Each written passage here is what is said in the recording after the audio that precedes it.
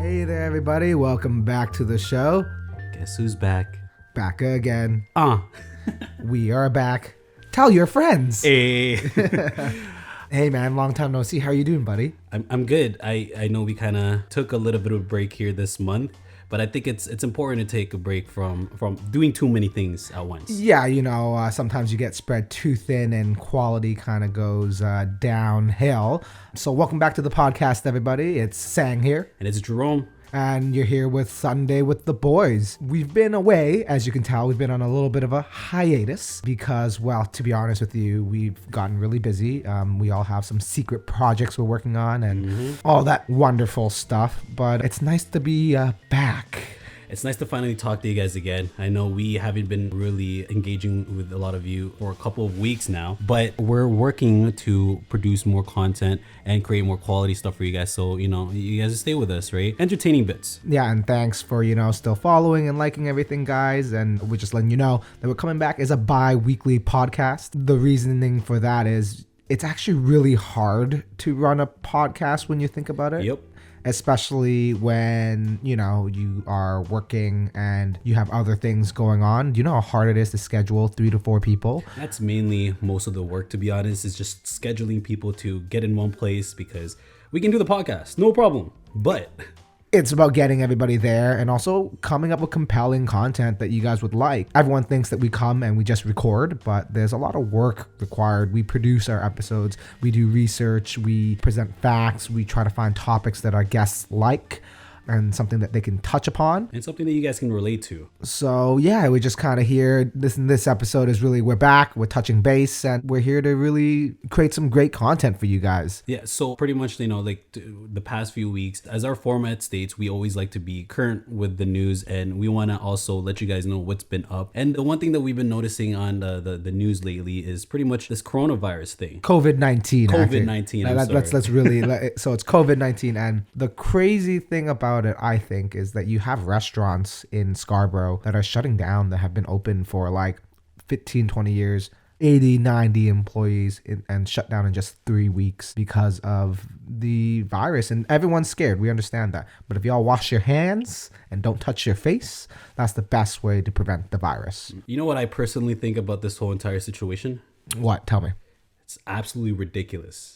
Like, few things, okay? So take yourself out of the whole entire situation for now, okay? When you're looking at the mortality rate of certain sicknesses or diseases or viruses, coronavirus isn't up there. And the fact that the main media broadcasts out there are kind of making this thing go out of proportion, making it sound like the biggest threat, making it like a pandemic type of situation, it really is bad for our society because when shit hits the fan, we wouldn't be able to tell the difference, right? And that's the main concern that a lot of doctors are coming out with when it comes to this whole entire situation. And yes, it's something you should take seriously. Make sure you heed the news's words when it comes to safety. But everybody, the reason why the racism is increasing when it comes to Asian people is because of this virus, and it's because how media is broadcasting it, making it sound like it started in Asia, but it's not because of the Asian people. So if you do a little bit of research on the virus and you look into the past about other pandemics, such as the Spanish flu, the Black Plague, you kind of learn how it comes to be.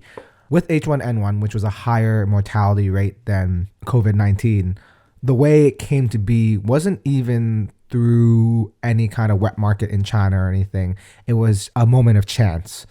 A chicken, this is what the scientists hypothesize. A chicken with avian flu met a pig, and a human with the human influenza met a pig, and the two viruses couldn't affect each other. So the human influenza couldn't affect the chicken, and the avian chicken flu influenza couldn't infect the human, but they could both infect the pig. So the viruses met in the pig and became ultra contagious. And then when it finally went over to the human body, because of the aspect of the avian flu that it had, the body didn't recognize it, and that's what made it so deadly, because it had part of the avian flu. But that was in like a regular farm in like Indiana, in the US of A.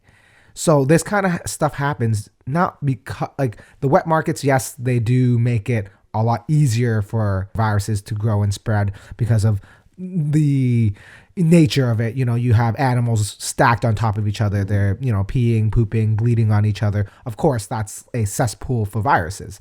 And of course, government policies and things like that, you guys can definitely learn a lot about it if you guys look online. But a little bit of education goes a long way. I went to one of my favorite restaurants in Chinatown the other day, Roll San. I'm sure everyone on the podcast knows. Where is that? Roll San, right on Spadina, just north of Dundas. And it's one of the oldest restaurants, has really good dim sum. A lot of people go there when they're drunk, and it's absolutely positive. But I go there often enough where I know the owner and the manager and stuff. And I was talking to him and I'm like, how's business since this scare? You know what I mean? I asked him legitimately, like, how's your business going? And he told me that even a restaurant like Rosan, so established, been here for over 20, 30 years, is down 30% of their sales on weekdays. 30%. Wow. It's because of this news about coronavirus? Yeah, he was saying he was saying the COVID-19 is definitely the reason why his sales have been down on weekdays. He was saying that he was very lucky because he's also in Chinatown, which is downtown Toronto, which is prime location and much more, Torontonians, especially in the heart of the city, a little bit more open-minded. We're not easily scared. Whereas when you go out to Scarborough, you have these giant restaurants, like I said earlier in the podcast, over 100 employees shut down in 3 weeks. That's a lot of unemployment, right? And do you want to know another ridiculous fact about this whole entire situation? I don't know if you guys drink Corona, like the beer Corona, but the stocks itself plummeted a little bit, a few percentage, because people thought it had something to do with the virus. That's just ridiculous. This is the power of broadcasting and also main media. There's a demand in wanting to know the knowledge about it, right? So people producing whatever the fuck they want without any kind of information, facts, and sometimes like they there's I just saw this on YouTube the other day, but there's a segment in one of the news broadcasts where they look at Twitter and they look for tweets that have supposedly helped mitigate or reduce the risk of getting coronavirus. And there's some ridiculous ideas like putting on sesame oil all over your body and only drinking like garlic in your freaking diet or something like that. You know what I mean? Some ridiculous stuff like that. Like, come on. The best thing about this whole situation is you got to understand is our healthcare system, they're not scared. They have precautions in place to deal with this. Canada's ready. My partner, she works in healthcare and she's, telling me things about the preparedness that our government is currently taking for this COVID-19 and all the information that's going out and everything they have implemented and the way they're testing people, the hotlines, everything. They're ready. So people of Toronto, people of Canada, I urge you to have some compassion. Make sure you wash your hands. Don't touch your face.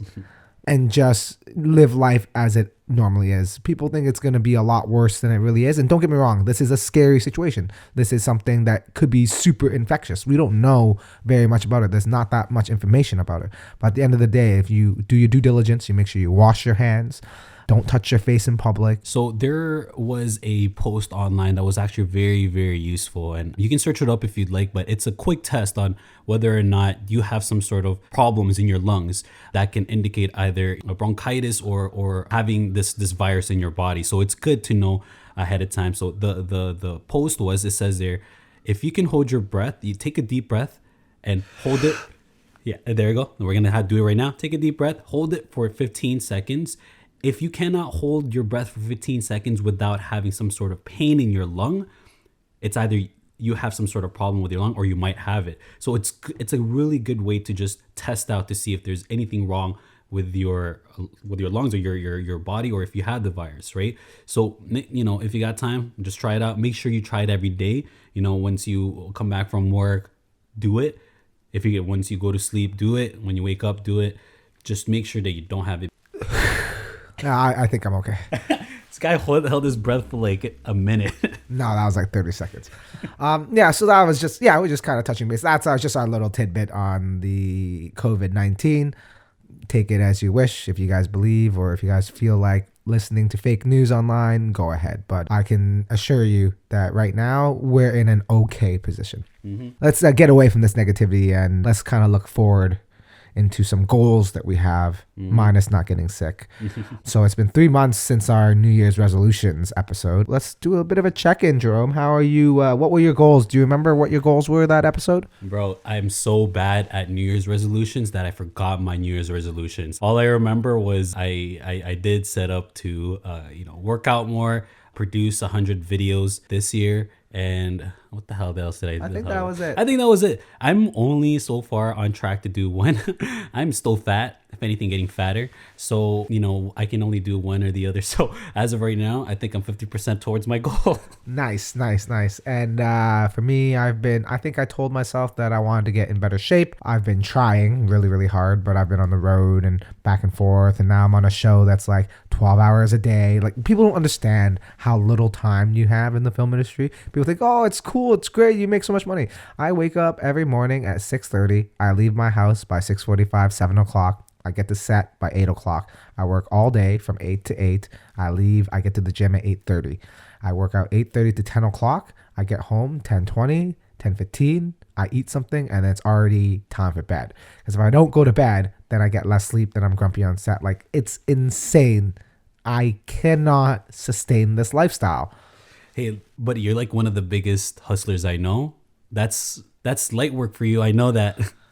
Dude, the age is catching up to me. I'm going to tell you that. I used to be able to do this no problem. Go back like 2-3 years ago. I could work and by the way, as you guys know, I have like a part-time job and I like do this podcast and, I do other production-oriented things. But after working 5 days a week, then you have to go to your part-time job on weekends. And then you're planning on scheduling people for your podcast and trying to produce episodes and trying to produce like mini-series and, get your name out there as a producer. There is no time in the day. And then also and you got to pay the bills. And then also being a boyfriend too.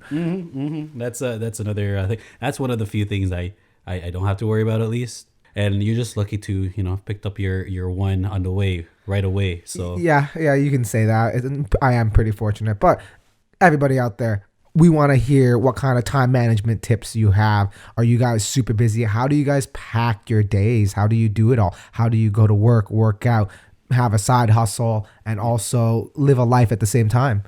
If you're a hustler, we want you to answer this question because we really want to see your perspective in time management, because obviously from our end, we're not doing too good of a job, but we want to hear you. Let us know, how do you manage your time? If you're a hustler, if you're an entrepreneur, what do you do in your day? Like, do you have enough time for self-care? Do you skip self-care and just go with it? Or let us know. And, in the next few more weeks, we are actually creating some really good stuff for you guys. We're looking to bring in guests in our podcast. So stay tuned for those. And if you guys want to be on the podcast, send us a message, comment on our podcast. Let us know your story, what you like to talk about. We're looking for guests every 2 weeks. If you guys want, please come on, plug your story, plug your hustle, plug that business. We want to hear all about it. We might produce the whole show about you. All right, guys, we're going to keep this one nice and short. We're back in action. This is just touching base with our lovely fan base.